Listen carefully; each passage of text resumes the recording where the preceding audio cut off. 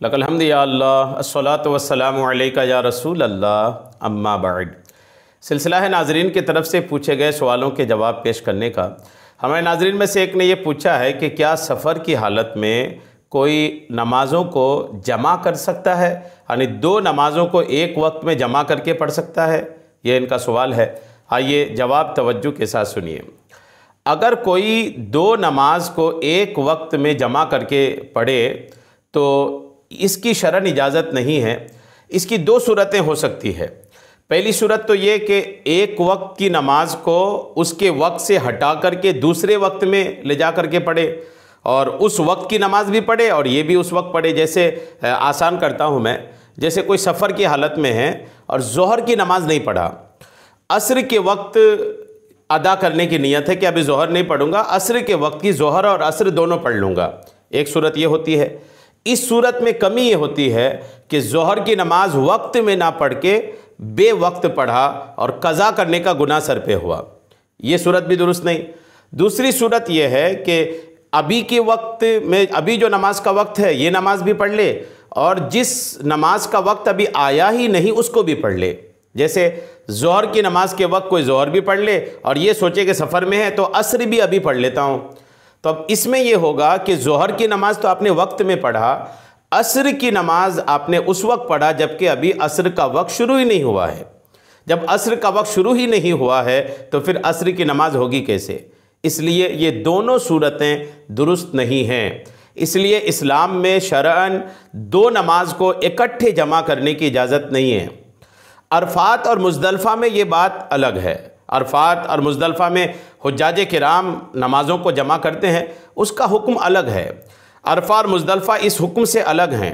अरफात में ज़ोहर और असर वक्त ज़ोहर में पढ़ी जाती हैं और मुज़दलिफ़ा में मगरिब और इशा वक्त इशा में पढ़ी जाती हैं, तो वो वहाँ का हुक्म अलग है।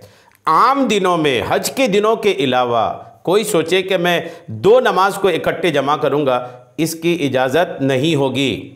हाँ, जमा करने की एक सूरत होती है जिसको जम्ए सुवरी कहते हैं। जमा करते भी हैं लेकिन दोनों नमाज़ों को अपने वक्त पर अदा करते हैं। ये सूरत की इजाज़त दी जा सकती है, वो भी इसकी आदत नहीं बनानी चाहिए। अगर सफ़र में है, मुश्किलात हैं, अगर कोई ऐसा करना चाहे तो कर सकता है। सुवरी तौर पर जमा करना, सुवरी तौर पर जमा करने का क्या मतलब ये कि किसी नमाज को उसके आखिरी वक्त में और उसके बाद वाली नमाज को उसके शुरू वक्त में पढ़ लिया। जैसे मान लीजिए ज़ोहर और असर को जम्ए सुवरी करना चाहे कोई, तो ज़ोहर की नमाज को ज़ोहर के आखिरी वक्त में पढ़ा और उसके बाद फिर जब असर का वक्त शुरू हुआ तो असर की नमाज भी पढ़ लिया। यूँ ये होगा कि दो नमाजें जमा हुई लेकिन हकीकतन जमा नहीं हुई। हकीकतन इसलिए नहीं हुई कि असर की नमाज असर के वक्त में अदा हुई और ज़ोहर की नमाज ज़ोहर के वक्त में अदा हुई। और ये हमारे नबी करीम अलैहिस्सलातु व तस्लीम की सीरत से, आका करीम अलैहिस्सलाम की अंदाज़ ज़िंदगी से साबित है। जैसे बुखारी शरीफ की हदीस नंबर 1091 है और ये हदीस पाक हज़रत अब्दुल्ला इब्ने उमर रदियल्लाहु ताला अन्हुमा से रिवायत है। उन्होंने जो रिवायत क्या सुने कि मैंने रसूल करीम अलैहिस्सलाम को देखा कि जब आपको सफ़र में जल्दी रवाना होना होता तो आप मगरिब को मुअख्खर कर देते, हत्ता कि मगरिब और इशा को जमा करके पढ़ते। आपको जब सफ़र में जाना होता तो मगरिब की नमाज आप ताख़ीर करते, यहाँ तक कि आप करते ये कि मगरिब के आखिरी वक्त में मगरिब पढ़ते और इशा के शुरुआती वक्त में आप इशा की नमाज़ पढ़ते। ये बुखारी शरीफ की हदीस पाक है। मैंने आपको हदीस नंबर भी अर्ज़ कर दिया है और मज़ीद इस पर अहादीस पाक दिगर भी हैं। जैसे इसी बुखारी की हदीस पाक है, इमाम बुखारी ने बाज़ाब्ता इस पर बाब भी बनाया है कि बाबुल जम्अ फ़िस सफ़र बैनल मगरिब वल इशा, सफ़र में मगरिब और इशा की नमाज़ों को जमा करना। इस पर इमाम बुखारी ने कई हदीसें लाई हैं। मैं दो हदीस पाक आपको, बल्कि एक ही हदीस पाक आपको पेश करता हूँ और चाहें तो अब दोनों सुन लें।